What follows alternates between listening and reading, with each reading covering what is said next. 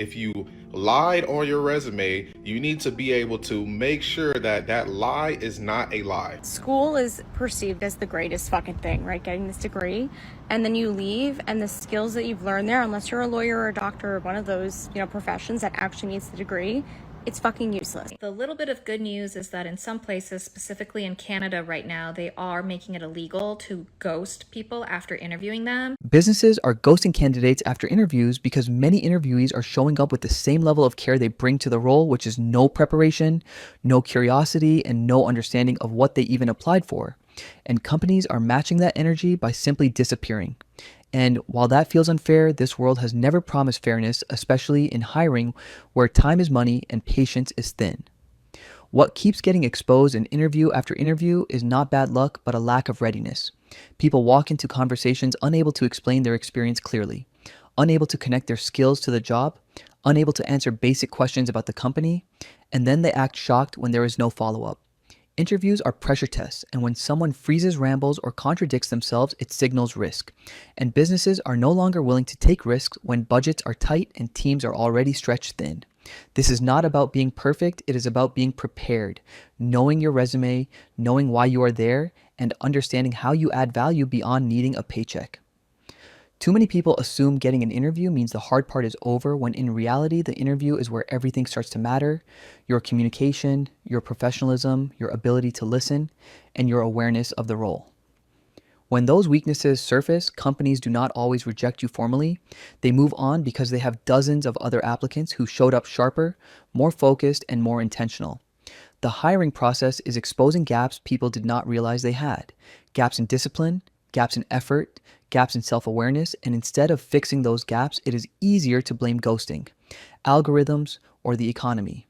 The truth is harsh but simple. If you are not prepared, the interview will reveal it immediately, and silence becomes the response. Check out some of these videos. The job market is terrible, but here's my best advice that I can give somebody who's looking for a job right now. Number one, stay off of these recruiting websites, LinkedIn, Indeed, what's another one, Built-in. You don't want to go to those websites and think that, oh, this is the opportunity for me to find a job. I would say about 80% of those jobs are fake jobs. They're not real. They're either jobs that the companies are just posting so they can get their numbers up and say like, hey, we posted this job, we got this many applications for their statistics or whatever. I'm not too sure why they're posting fake jobs to steal your information. That's another reason. But yeah, stay off those websites. That should not be your main source to look for jobs. While I'm not saying that you can't get a job from there, what I'm saying is that it's flooded with fake jobs, fake recruiters, companies that just want to get their numbers up. It's not a good source for you to go and apply for jobs and think like, oh, this is where I'm going to get the job. So stay off those sites. Instead, what you want to do is you want to go to actual company sites. If you're applying for Amazon, you want to apply for Amazon on Amazon's career site. You don't want to go to Indeed and apply for Amazon. Go to Amazon's career site and apply for there. Same thing for Home Depot. If you want to apply for Home Depot, go to Home Depot's career site. Don't go to LinkedIn to apply for Home Depot, because first off, Home Depot is going to look at their career site before they look at anything else. The next, and this is probably the most important thing, your resume is not a one and all thing. Your resume needs to be tailored to each job that you apply to, not just you create one resume and you send the same resume to every single job. That's not going to work. With AI is already filtering through resumes, so you have to learn how to beat AI. Basically saying that there's a job description, there's qualifications. Your resume need to have that job description and those qualifications on there. While I did not lie on my resume, I need you guys to understand this. Those qualifications and those job descriptions that you're applying for needs to be on your resume. Same thing with your cover letter. Let your cover letter reflect the job that you're applying for. Now, this is the second most important thing. Effort is going to produce results.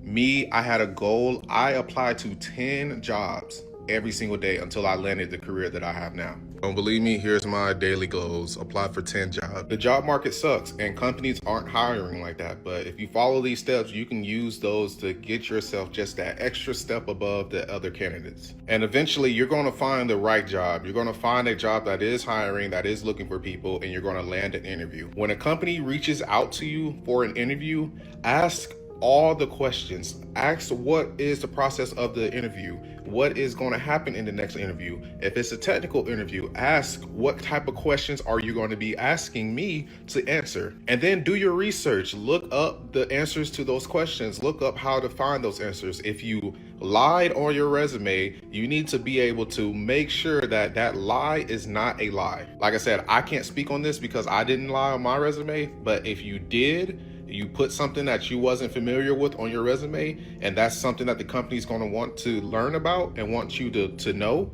you need to make sure that you're doing your research so that you know what that information is by the time that interview happens. I'm not saying this is the end all be all the information that you're going to need, but it's definitely information that's important. If you're not tailoring your resume to each job that you're applying for, you're not doing it right. Let me know if y'all want more tips and tricks. Y'all be positive. Peace. I'm convinced that these companies are actually posting positions on LinkedIn to like inflate to their investors. Like, I'm convinced it's all a lie. Like, these job postings don't actually exist. Because what? I mean, based on this administration alone, you can see why they would lie about their numbers. But no, it's actually really concerning and actually really annoying. Like, you go to companies' pages and the positions don't even exist. But on LinkedIn, it's saying that it exists. So what's going on here? Where's the disconnect? What's going on? I think the biggest lie in the American politics is that college degree is overrated, possibly promoted to keep more Americans uneducated. Because the reality is that without college degree, you have a very low chance of reaching middle class and above. Bachelor's degree holders earn 86% more than those who hold only high school degree. By 2031, 72% of jobs in the United States will require post-secondary education. Not only does college give you the knowledge, expertise in specific field, it also provides you with social capital, networking, ability to think critically, organize yourself. Those who promote this lie will say, hey, I don't care about the corporate jobs. I don't care about being corporate slave. I want to start my own business. Well, that's another lie. As a former startup founder, I can tell you for a fact that being a founder requires you to have knowledge and expertise that is hard to acquire without having that education. It requires you to have social capital that college education provides you with. In fact, the vast majority of founders in the United States held bachelor's degrees, specifically 92%. 31% of founders held master's degree, 10% had completed their PhD. And if you live in the real world, not in the social media make-believe fairy tale, then you know that the job market is getting increasingly competitive. People are getting increasingly smarter. And with globalization and pushing for H-1B visas by people like Elon Musk, more and more smart and educated immigrants like myself have higher chances in the American job market than the people born in America who don't hold a bachelor's degree. The market is extremely saturated. To have a chance of success in this market, you need to be competitive. So if you are truly an American patriot, like so many of you claim to be, you will root for more Americans getting that formal education, like I do. And shame on me for being the bad guy here, but we've been saying for 2 or 3 years that the college degree doesn't guarantee you a job. So why are y'all still in your feelings when you're graduating college in May of this year and you can't find a job, acting like you're surprised, appalled, shocked, shook, crashed out, whatever? We've been saying it for a couple years. Simply going to school and getting a degree does not guarantee you a job. And yeah, it's harder in this market than it was a couple years ago, but this isn't a new concept. If you can't look at your degree and come up with 6 or 7 jobs that you can actively do with that degree, you're going to struggle. If all you did was go to school and you didn't work while you were in school, you didn't do an internship while you were in school, you didn't build a network while you were in school, you're going to struggle. I'm not trying to be mean. I know this comes off as being gruff and a little bit insensitive, and I know it's tough for people, but this isn't a new concept. There are different ways that you can go down a path, whether it's trades, whether it's blue collar, whether it's entrepreneurship, whether it's, you name it. There are multiple different paths that you can do to generate income. So you're not trapped in this college cycle. So for college grads who just got out, you're not the victim that you think you are. Yes, it's tough, but people have been saying this for years, but y'all guys chose to ignore it. And now the consequences are eating you up. Isn't it funny how School is perceived as the greatest fucking thing, right? Getting this degree, and then you leave, and the skills that you've learned there, unless you're a lawyer or a doctor or one of those, professions that actually needs the degree, it's fucking useless. To Lindsay's point, and even my own experience, I've learned more from a $9 Udemy course or from other creators, even on TikTok for free, than I fucking did in my schooling. So save your fucking money, don't get an MBA, and just learn. Learn on your own. If you can't fucking afford $9 course or even $100 course, learn on YouTube. Literally, that's all you need to build a business. And if you want to invest money on something greater like a mastermind or whatever, by all means do it. But don't fucking pay tuition. Like, we're in 2022. Don't need to do that shit. Every time I sit down to do my homework and I look at my assignments and I see I have an English assignment and I click on it and it happens to be the most useless assignment I've ever seen that will never further my education, I literally start praising ChatGPT. I start praying to ChatGPT, oh my god, please take away English class, please take away English class, please make English teachers' jobs useless. Because why is this the most useless class I've ever taken? I swear I've been writing the same essay since I was in 6th grade. The only thing that's ever changed in my learning of English and writing and composition is the MLA format and bibliography. Oh, it's been the same exact thing, just more words since 6th grade. And then English teachers find the way to be most insufferable, rude people ever. It's literally just about how much they like you as their grading. It's so dumb. Please, Donald ChatGPT, please save me. ChatGPT, please save me. Like, I just can't wait for the day that ChatGPT takes away English class. This is so useless. Anyone else just scared out of their minds with what's going on in the United States with respect to the job market and the overall economy? Because I am feeling my soul leaving my body every day when I see more and more people I know open to work and struggling and houses going up for sale all around me. And I just went to a jewelry shop to try to sell some stuff I inherited from my dad, his rings. One ring that was extremely important to him that he'd understand given the circumstances, but it's just like, I wonder how much I'm about to lose in the grand scheme of things, in this whole situation. Being in the US, being in an industry that's really being rocked by tariffs, not really getting any opportunities outside of it because my experience is so heavily in the industry. There's a lot of hiring freezes or listings where they either ghost you or just say, oh, sorry, we've gone with a different candidate or whatever. And it's just like, it's really discouraging. It's really, really scary. I feel like that scene in Independence Day where they barely make it out. That's like me trying to go to Albania. It's like, boop, but like Will Smith and Jeff Goldblum like sneaking out of that ship at the very end. It's going to be a very tight exit. And then who the hell knows what I'll do in Albania. It's not like I'll be able to find a job there, and if I do, it's not going to be for the kind of money I used to make, but it's all relative, right? It's all perspective. Someone tell me, like, it's going to be okay, and you just need to be optimistic and not pessimistic, and it's like, that's really hard to do when it's been, like, ingrained in you the entire course of your life in the United States, like, oh, you got to go to college, then you got to get a good job, then you got to get a house and car, and you don't want to be a loser flipping burgers and minimum wage, but it's just like, oh man, hard not to feel totally defeated in the moment, especially when you're like pawning off your parents' jewelry and shit. Very strange times we live in. And I did rehome a cat last week. I'm about to rehome another this week. I don't know. This is, I'm sure, going to be a time in my life where I'm like, oh, that's where I was really tested and I survived and I'm so proud of myself. But man, I wish I could like fast forward through this part because I feel like I'm going to throw up every day. Or I just like don't want to wake up.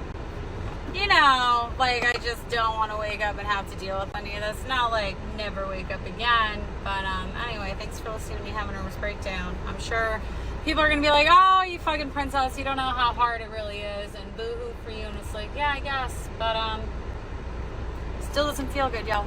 So the job market is complete trash right now, and it's trash for everyone. That includes new graduates, mid-level managers, people over 45 experiencing ageism, all of it's trash. And so many companies are just taking full advantage of this. They're dragging people through 4, 5, 6, 7 rounds of interviews and then just never getting back to them. Or if they give them an offer, they lowball them. And then if someone counter offers, they just rescind the offer, which is crazy. The little bit of good news is that in some places, specifically in Canada right now, they are making it illegal to ghost people after interviewing them. And they're trying to pass that same law in certain parts of the US. But either way, it's just really tough out there. So if you've been looking for a new job and it's been 6 months or a year, you've sent out hundreds of applications, just know that you're not alone. You're not the issue. It's just a really difficult market. So keep at it, be consistent. People are getting hired. It's just taking a lot longer than before. Okay, little rant, y'all. Can we talk about how hard it is genuinely to find a job? Even as a college student, even after getting a 4-year degree. As a now upcoming senior at UC Berkeley, I understand how difficult it is. And that's why I want to put y'all on something. So I don't know if you guys know what class action lawsuits are. You sue companies because they're treating their customers bad, misleading people, doing whatever, doing what they're not supposed to be doing, all right?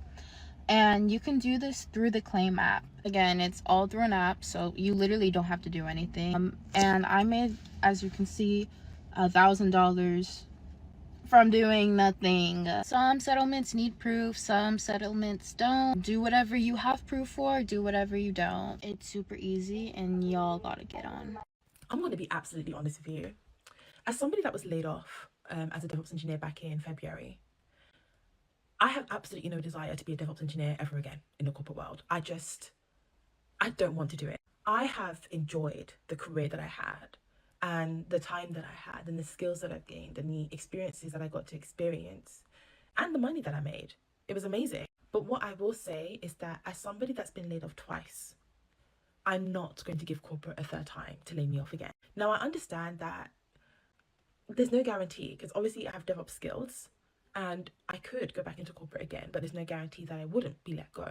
And I think that's why I'm at a stage in my life where I'm kind of having like a last hurrah moment where I want to give my all to building Sensim because it's an idea that I've had on my heart for a very long time. And one thing that I've hated about working in corporate is that corporate puts you in a box that you have to fit. And I genuinely don't care about meeting the KPIs for these people that have the power to literally make me unemployed like that. I just don't want to give another organization that opportunity, especially when you put me through 4, 5, 6 rounds of interviews just for you to disrespect me like that. No, I'm at a point where I'm going to give my all, honestly, a last hurrah in terms of building Sensim and putting that out there because that app is something that I really want to see living and existing and helping people because it's an app I've always wanted for myself to support neurodivergent people. But once I'm done with that, if you see me and I'm not a DevOps engineer and I'm doing something completely different, mind your business. And being that I am one of hundreds of thousands of Black women that have been laid off and have been on the market for months, maybe even over a year looking for a job, and if you don't believe me, you can just go on LinkedIn and look for yourself. I don't think that I'm in a position where I genuinely care anymore about staying in tech. I'm in a stage where I'm like, you know what? I just want to make my bank so that I can live the life that I want. If it's not in tech, if it's not me doing DevOps engineering, come what may. I don't know if there's anyone else that feels this way, but honestly, I genuinely feel like this founder journey is my last hurrah. And then I'm out.